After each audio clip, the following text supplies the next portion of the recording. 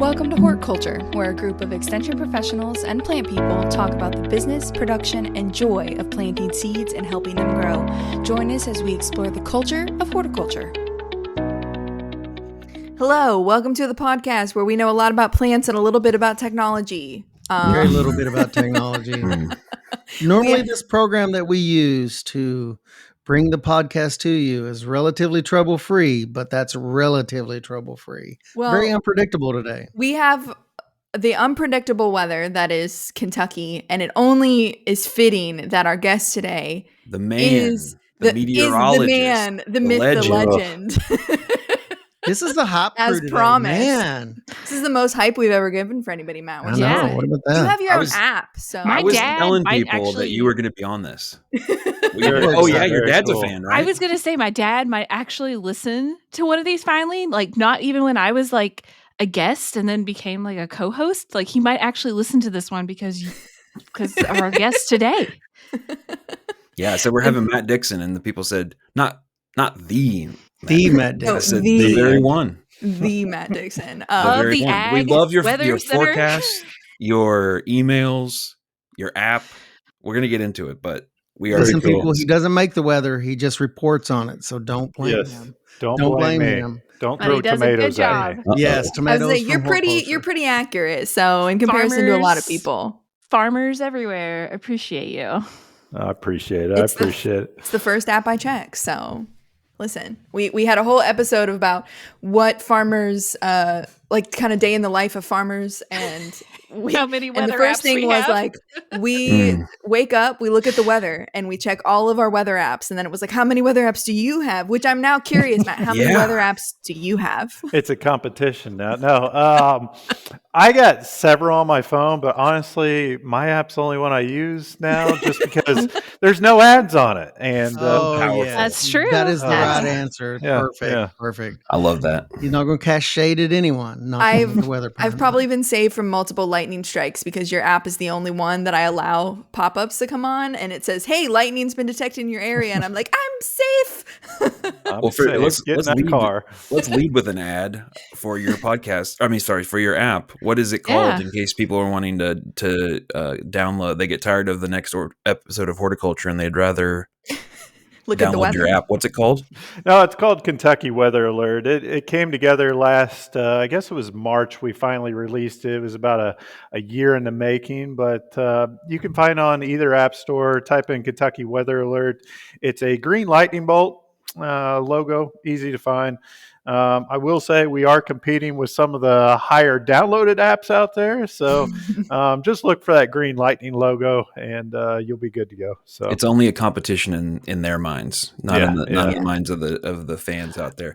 So like you have an app, you're doing all this cool stuff. You're clearly have a certain celebrity status, at least with the nerds available here on this podcast. But like, what is your, I guess we could start with your title, but like, what is your actual job? Because you're affiliated with the university, right? But you're also doing all this other stuff out in the world that is well beyond. Yeah, a little different from your typical meteorologist out there you see on that 6 p.m. news broadcast or whatnot. I'm an agricultural meteorologist. I specifically work in Kentucky Extension. So I'm here to help the farmers, producers, your average Kentuckian across the state, mainly with their agricultural weather needs. But here the past 5-10 years, severe weather has come to the forefront. So trying to keep people safe in these severe weather situations, whether it's winter weather, whether it's severe weather, you name it. But on the side, I'll also work for Kentucky Athletics. I work the football games, making sure everyone's safe in the case of lightning entering the area, help out the university with closures during the winter months. Those big ice storms we saw in early January, that's fun stuff. But my main job here, providing those tools and models, helping out Kentucky farmers and producers with their ag weather needs. They do need it, and they do use it. Covers a lot of ground. That's a pretty broad scope of work. Yeah. And I knew that Alexis and I were going to ask it. I won't ask her a question, but I'm also very curious. Alexis said she was going to ask you, so we'll have to share it, I guess, Alexis. First of all, I want to know how you got into meteorology. I always want to know. Part of that question is, were you chasing tornadoes in college? Because I feel like that goes along with it. Well, first off, I have chased tornadoes, but okay. Here in Kentucky, I grew up in southwestern Indiana. Indiana's the same way. Not necessarily the best place to chase tornadoes. Sure. Out in Oklahoma and Kansas and whatnot, you can see the supercell coming from miles and miles away, but not really here in our neck of the woods. But yeah, I grew up in southwest Indiana, a little town called Vincennes. It's about an hour north of Evansville. And growing up, I was always interested in the weather in some capacity, especially severe weather. Tornadoes were fascinating to me. While that was all happening, I was working on a watermelon operation. I love the farming aspect too. Toss watermelons, plant them, you named it. If I could be, honestly, tell you guys the truth, if I could be tossing watermelons right now, that's what I'd be doing. So we love that. Well, maybe if the wind's blowing hard enough, the watermelons would toss themselves. Yeah, I mean, there you go. But yeah, I had the agricultural side. I had the interest in weather. Back in 2005, there was, at the time, a F3 tornado that passed through the Evansville area. And I don't know, ever since that event, it just kind of pushed me into the profession. And I ended up going to Purdue University. Boiler up. I tell everybody UK gives me a paycheck and I'll support UK, but I'm still bleeding black and gold in my veins. Fair. Got my degree in atmospheric sciences there, went on to Mississippi State, got my graduate there, and been at UK ever since 2012. So arrived right in the middle of a drought that year. So that was a fun start to my tenure here. But 27 more years till retirement, so that's awesome. No one's counting. Yeah, it's going to be a little while. So we can put to rest rumors that the Glenn Powell character in Twisters was based on you. I don't know if it was like a similarity, or I don't know, but it was not. In fact, you were more of a watermelon man than a cowboy. Definitely. So I just watched that movie a couple days ago for probably the third time or whatnot. But, for like research or well, I'll tell you guys. Of course, I'm a weather nerd. I'm all about those movies and everything. But I actually liked this second Twisters movie. Okay. I don't know if you all have seen it yet, but they put in a lot of safety messages in there for the public. Look at them go. Yes, I noticed that. Yeah, the old one was like a PSA integrated into a film. Exactly, Yeah. and I'm fully in support of that. I mean, in terms of the safety messages, the facts were there. Maybe the Hollywood stuff, I don't know, but I thought they did an all right job. I appreciated those safety tips throughout the movie. So it's like when we watch movies and we go, that plant doesn't grow there. That's not. That's not they are not the tree that's blowing that by actual in the tornado. We're like, no, that doesn't grow in Kansas. That was a palm tree. Well, that explains, I guess, some of your watermelon background. It explains, because I know meteorology is a big field, and I guess that guided you specifically in. But how is like your daily chores different, being a meteorologist that primarily develops a lot of the information for farmers? Like, how is that different than just a general person that may be on the news or whatever, just in another field of meteorology? Yeah. So I just go through the week, what I typically do here in the Ag Weather Center. I'll start out my week. I write the USDA crop progress and condition report, the weather summary for it. So I'm summarizing for farmers and producers what happened the past week. Of course, we started out April with a monsoonal type of storm system. But the past 2 weeks, it's actually dried out, and farmers have really enjoyed that. But we're always working on tools and models in the background. We provide point ag forecast that give farmers an idea of what spraying conditions will be like, drying conditions. Maybe you go to the livestock side, livestock heat stress, livestock cold stress, getting that information out to the farmers, because a lot of those folks out there farming and producing, they won't get that information from your local 6 p.m. newscast. And even on top of that, we try to give high resolution forecast data, so hour by hour instead of your general daily information. So as a farmer, you want to know, when is that rain going to start? When is it going to stop? Right. How much rain are we going to get? Is it going to keep me out of the fields the next 4 or 5 days? What soil temperatures like? Is it okay for me to go put corn and beans in the ground? Are they going to emerge within 10 days? So things of that nature. I'm really trying to help out the community. Horticulture, I put in my newsletters, frost freeze dates. I know that's important to you all. I will say, and I don't want people to get out into the garden too quick, but I'm about to plant my garden now. So it's the forecast. We're in the 70s this week. Looking at the outlooks, they're very warm going out into early May. So honestly, personally, by the time we get into May, our chance of having another freeze is, I don't want to say slim to none, but very low probability. And based on those outlooks, I'm debating on going ahead and putting my warm season vegetables in the ground. I just talked about trying to beat my neighbor with tomatoes. So now I've got the green light, you guys. You got it. Let me tell you, I'm going to be visiting a local greenhouse this afternoon. Be like, Matt said, this is fine. It looks like the extended forecast. A lot of warm weather looks like. I've been getting antsy. Excited. Well, so before we continue on the weather, this is a podcast for people who love horticulture, love gardening. What does Matt Dixon's garden look like? I'm talking like, what's the, is this in ground? Are these raised beds? What kind of crops are you growing? Now you're getting personal. Paint us a picture. That's a good question. So I have so much clay in my backyard. I had to go raise garden beds, and I built 3 of them. The past several years, it's been tomatoes, cucumbers, peppers. Green beans have been big for us. I will say I grew up growing watermelons and cantaloupe. I can't grow them for the life of me in Kentucky. So. I heard clay soil, so it may not be the most conducive. Back in Vincennes, we had sandy ground, and it just good for those vine crops.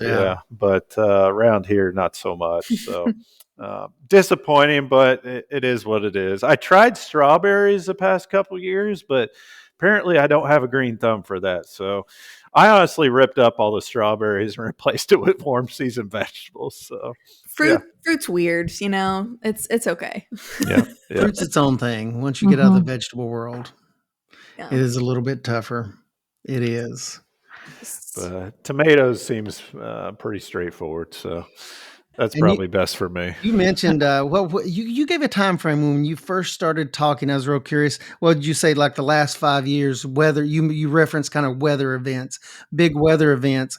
Is that like a more recent phenomenon or is that like a trend or what's going on there? Because there's this awareness that people have of a lot of big events have happened here recently. We get that question a lot. Yeah.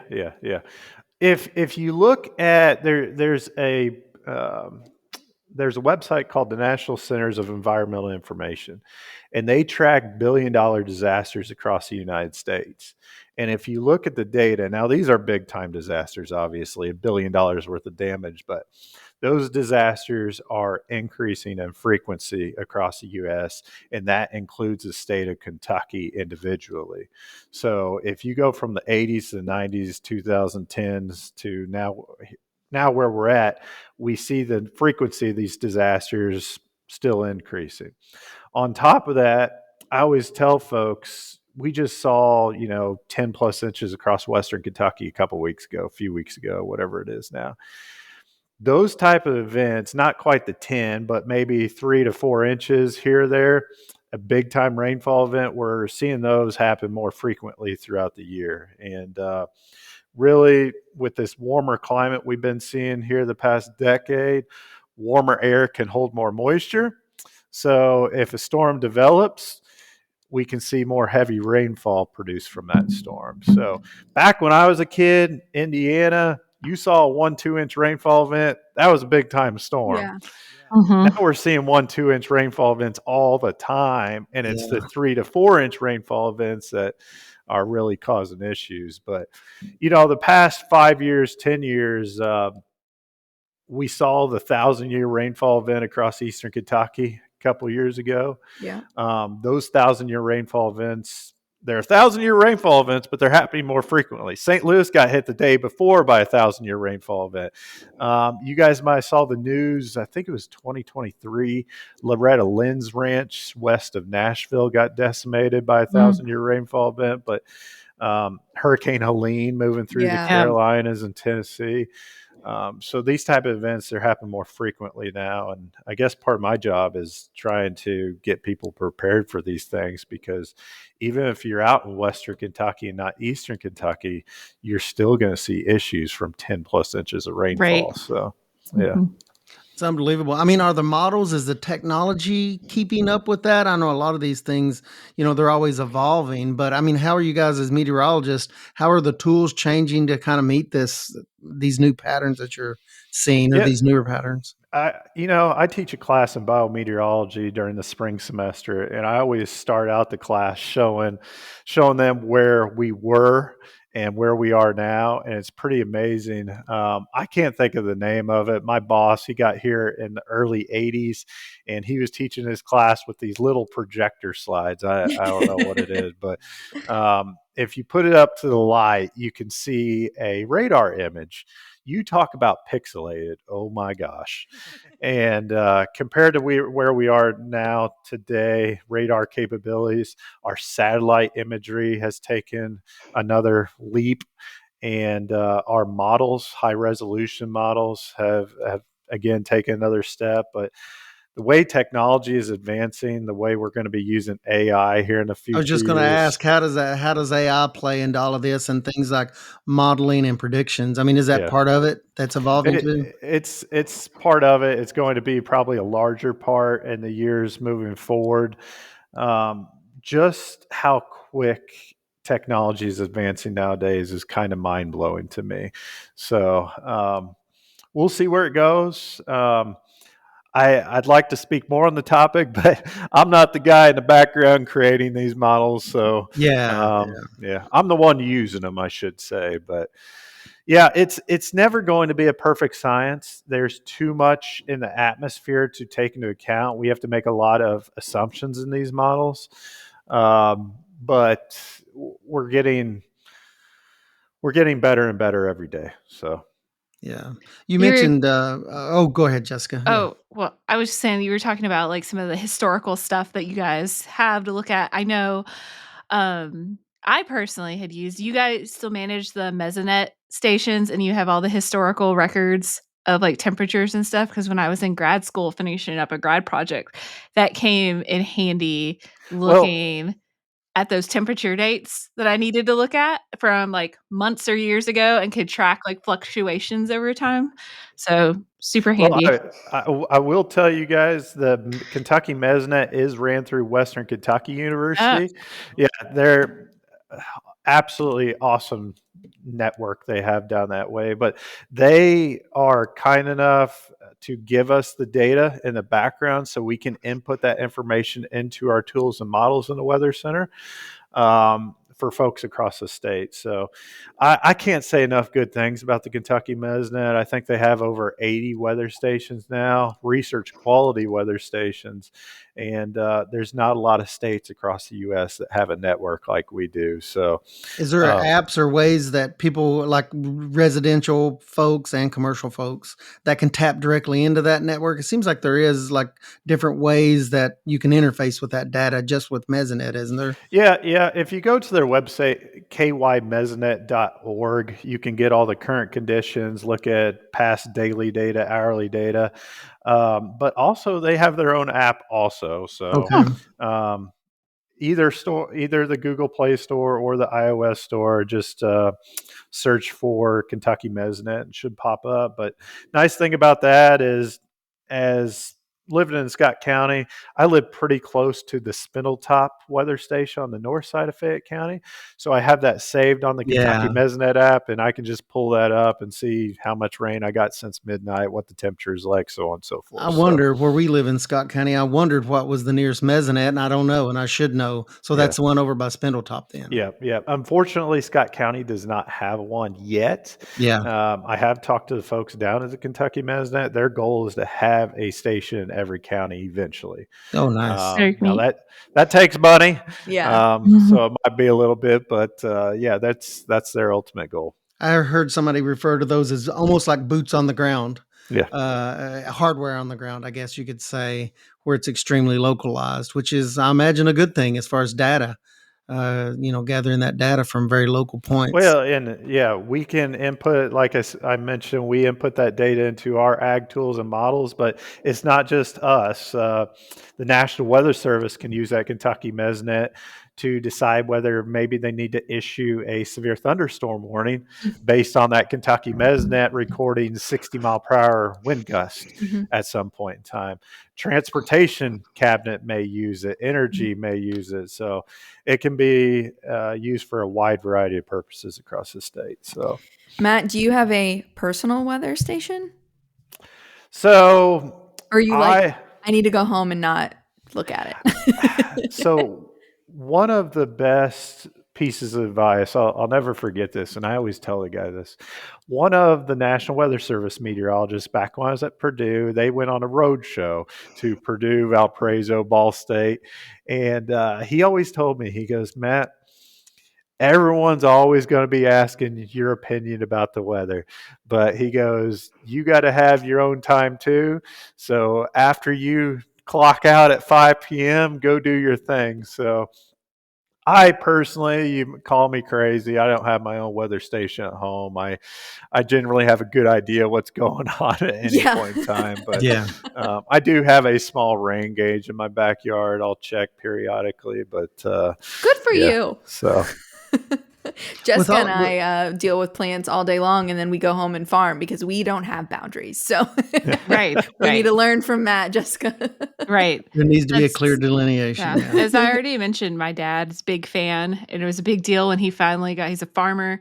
He finally got an iPhone that he resisted, but then I told him how he could get all the weather apps. And at the time, it was before you all had your app. So I created a shortcut on his iPhone so he could go directly to your website, because he'd always check your all's website. So he was ecstatic when you guys came out with an app too. So boundaries.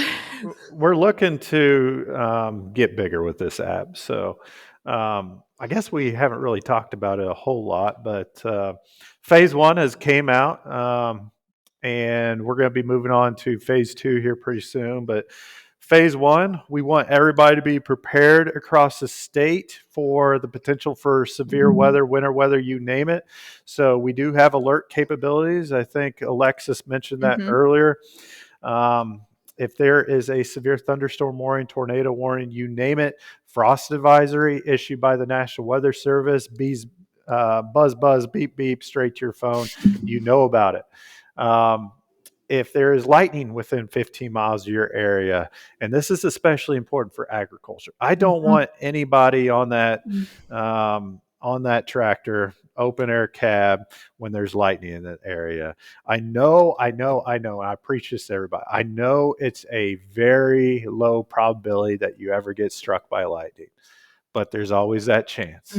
So having that alert on your phone to let you know there's lightning within 15 miles of your area, get to that car, get to that house, you name it. So does that app also do precipitation, like it says rain in 15 minutes kind of thing or whatever? So we don't do the rain in 15 minutes. We have a very high resolution radar on there. You can be as much of a weather nerd as you want to be. You can put storm tracks on it. You can overlay it with the NWS watch boxes and warning polygons. You can put lightning strikes on there, and you can look at the difference between cloud to cloud and cloud to ground lightning strikes. So that's another example of how far technology has came. We can look at the difference between lightning strikes now. But I do have my ag weather update as a tab in there currently. There's a disasters, the UK A&R disaster preparedness page. So a lot of folks have been accessing that after this last flooding situation. And we had another flooding situation in February this year. I tend to forget about, but that was arguably worse. A lot has happened April. this year but, already. It's been so much. But phase 2 coming up. We're going to be be surveying, maybe have some focus groups with farmers and producers. We want to make sure this is exactly what you all want. So we are going to modernize our website. I believe the goal is to make a county by county ag weather product that will be displayed in the app. You just select your county, or there is some talk, maybe it's GPS based and just goes straight to that forecast. So it's a process. There's a lot of loopholes we got to jump through. It's I never could have fathomed everything in the background that went into developing a weather app. So blows my mind.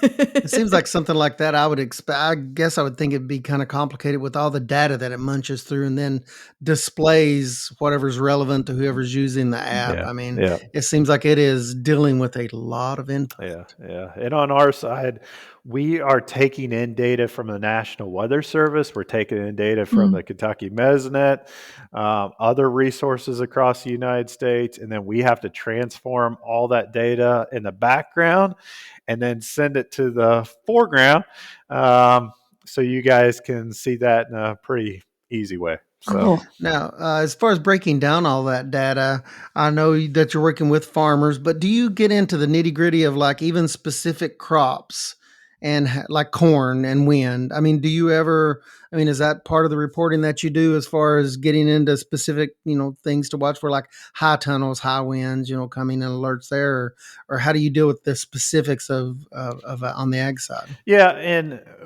I got several ideas going on in my head with phase 2, but I'm wondering about pushing out alerts if you agree to it on your phone for ag specific threats. Yeah. Or just ag specific alerts. Maybe you have strawberries that are in bloom. Right. Yeah. Maybe we have minimum temperatures dropping below freezing. Maybe you need to cover those strawberries. Large hail and watermelons. Watch out. Large hail and watermelons. So Yeah. it's things of that nature. I'm really thinking through for the app.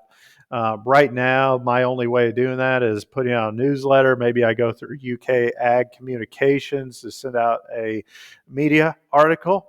Maybe I'm on NPR, you name it, giving a interview. But yeah, so you can now find him in the CCD newsletter, given something specific for specialty crops. So shameless plug right there for that. But you've done some updates in your newsletter on like when winds are coming up and the temperatures are right for things like mildews for orchard sprays and things like that, and that really guides farmers so that they're not spraying when they don't need to. And I think that's been really helpful, for a variety of people who do that kind of stuff. Yeah, it's ultimately my whole goal is to help with those management and production related decisions, and ultimately just try to minimize weather and climate related surprise for farmers and producers across the state. You guys know it here. I mean, if you don't like the weather today, it's going to be different tomorrow, and sometimes it can be a lot to handle. And just trying to keep everyone up to date. That's my whole goal. So I think people don't really believe us when we like tell non-Kentuckians that say, if you don't like it today, just wait till tomorrow. And it's like, no, we mean it. Like, we're serious. We've had so much discussion on that with Master Gardeners as my current class. And I hope I've instilled in them an appreciation for the fact of our transitional zone and the nature of Kentucky, neither not being north, not being south, and kind of the challenges that sometimes that brings out. We're just smack dab in the middle of a variety of air masses across the region. And then when we have low pressure or high pressure move through continuously, the rotation around those things, they're going to be pulling air masses from the south. They're going to be pulling air masses from the north. And boom, we have a 70-degree day. It's February. Boom, we're down to the 30s again. So. Yeah, that's it. I mean, it's wild to me. How quick it can change. I have a little bit of a random question as I'm thinking for you, Matt. Not really random in your world, but you see sometimes like with different meteorologists, right, that like some of them will be like snow is their jam, right? They get like so excited about snow, or other ones are like when it's storm season, that's like their go time. That's like what they look forward to. So do you have like a certain time that you are more like, oh yes, spring storms are here, or something over the other? Severe weather has always been the highlight in my mind. I just think severe weather is so fascinating. It's very dangerous. I don't want to ignore that aspect, but just the power of Mother Nature. I teach this weather class, and I was talking to them yesterday about tornadoes. And there was a tornado. You guys are probably familiar with it out in Oklahoma, El Reno. It was more than 2 miles wide. Wow. There was the strongest tornado ever recorded was in 99, and it had estimated peak winds of over 300 miles per hour. And again, it just blows my mind that Mother Nature can get to that kind of level. Yeah. And I think that's also part of just living in the Midwest. We're most susceptible to severe weather, unlike maybe you live in Florida or something, it's hurricanes. Up in Minnesota, North Dakota, their highlight's going to be winter weather. But here in our neck of the woods, it's these storms moving through. It's a little bit of everything. What's the wildest weather event, just curious, that you've ever personally experienced? Oh, that's a good question. I mean, you've named some biggies out there, but I mean, as far as something that's kind of personal for you. So I guess number one will always be the December 10th tornado back in 21. Me and a coworker, Dr. Chad Lee, we were in Lexington at that time, at our own respective homes and whatnot. But I remember watching that tornado push through, and I saw the Kentucky Mesonet on site go down. And that was my first inkling that the station got hit out there. But we went out the next day. I've never seen anything like that in my life, just the absolute destruction. But here closer to home, my years are going together now. I think it was 2015, November that year. We had supercell thunderstorms set up across I-64. Living in Georgetown, we had one supercell come across our area in Georgetown, and it produced pea-sized hail, quarter-sized hail. I hear that tick-tack on the window. I took shelter. We were under a tornado warning too. But not, 20 minutes, half hour later, we had another tornado warning. Sirens go off. Normally, you don't see this. One storm steals the energy from another storm, you're done. But took shelter again. This time, just keeping the same sport. I had baseball-sized hail. It sounded like the local Scott County High School baseball team was all taking swings at the top of my house. It was wild. It was crazy. Yeah, I was wondering, and this just happened to Owensboro a few weeks ago. Owensboro got decimated by baseball, it was really golf ball-sized hail, but it was wind-driven hail. But anyways, the next morning after this baseball-sized hail, NWS calls me and they said, Matt, do you want to go on a tornado survey with us? They go out on these tornado surveys to estimate how strong the tornado was based on damage. And tornado actually touched down from that same storm in Paris, Kentucky. So I went over there, and there was roofs torn off houses. There was walls blown out, so on and so forth. But this will always stick with me. I was walking around one of those houses, and the homeowner came over to me, and she told me her story. And she heard the sirens. She went to her kitchen window. She started looking out. Curiosity gets the best of us. Mm-hmm. Here comes the leaves. Here comes branches. Here comes a tree. Here comes the tornado. Tornado ripped her kitchen wall out, ripped her with it, and she landed face first in her driveway. And she had something like 10, 15 stitches in her lower lip. This is 12 hours after the fact. She's still visibly shaking, but that moment has always stuck with me.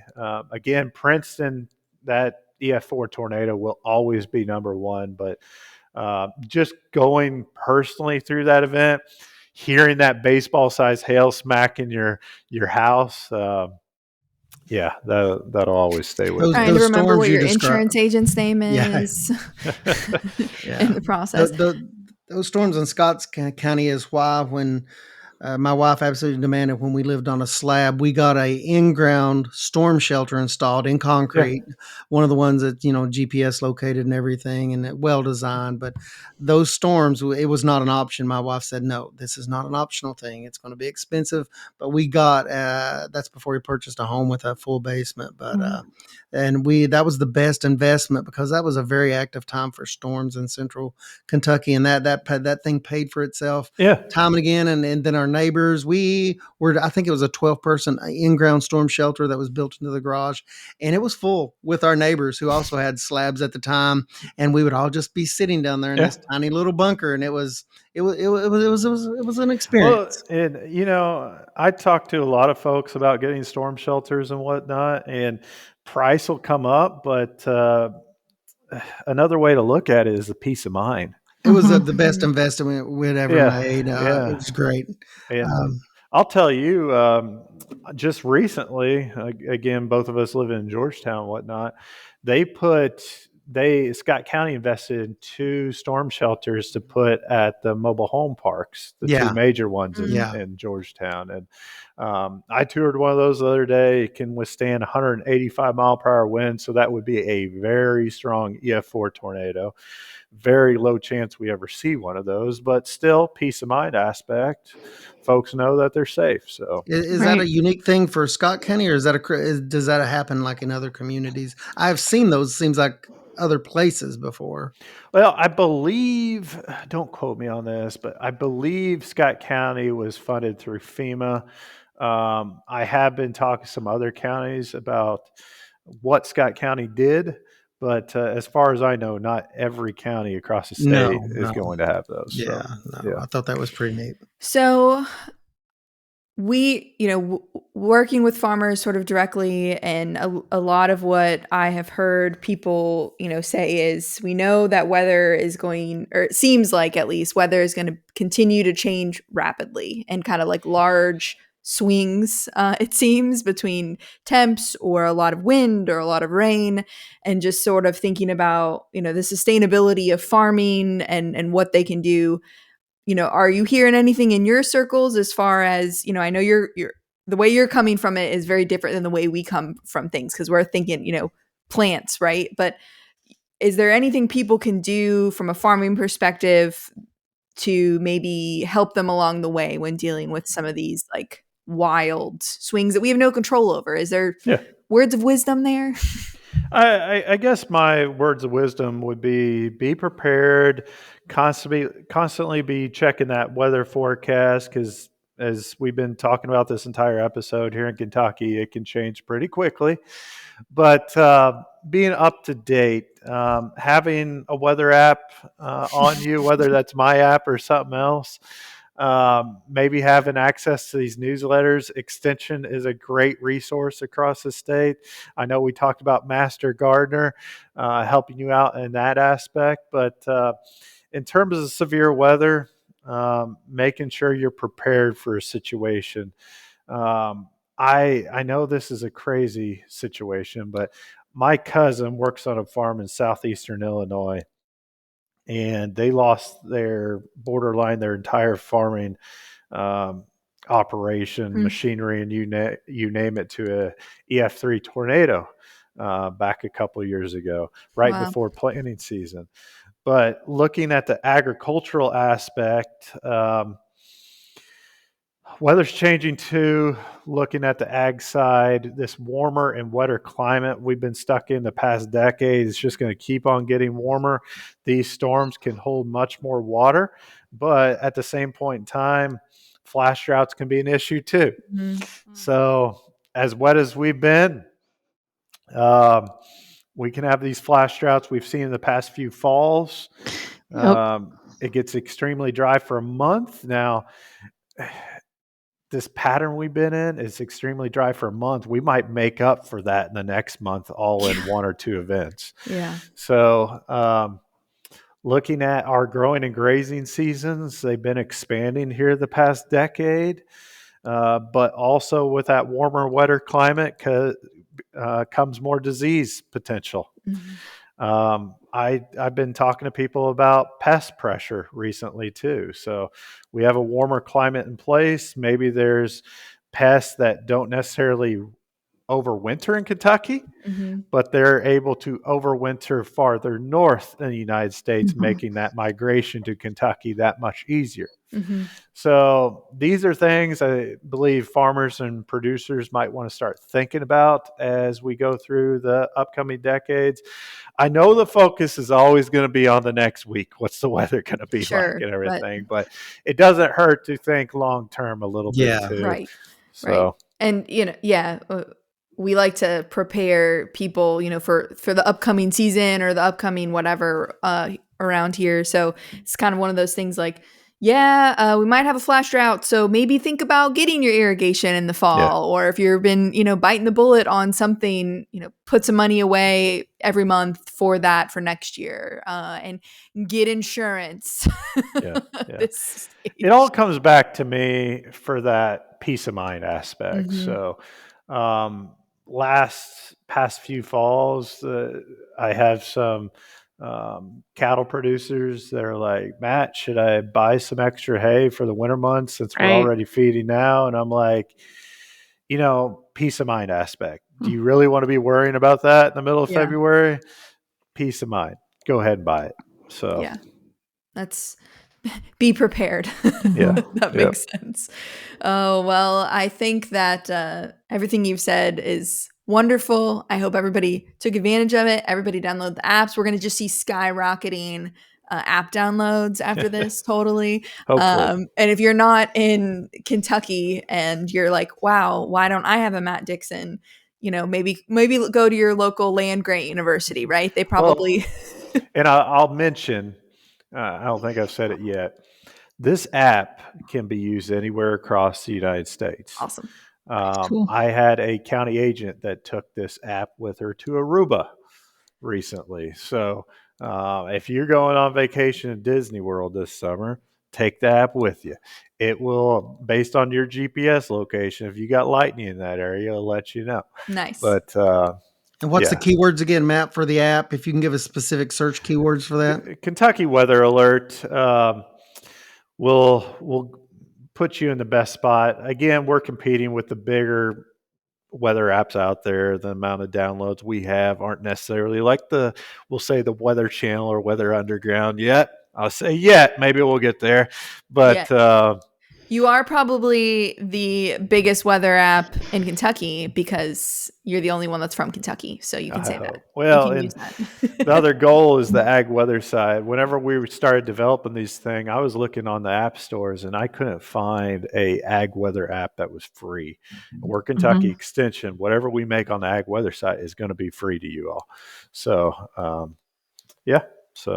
free and which having no ads when you're like stressed out about a tornado is really nice to not have to deal with. It's like, I don't want to see these dancing bears or candy rolling across my phone. One of the best compliments I got was from a rural farmer in Boyle County.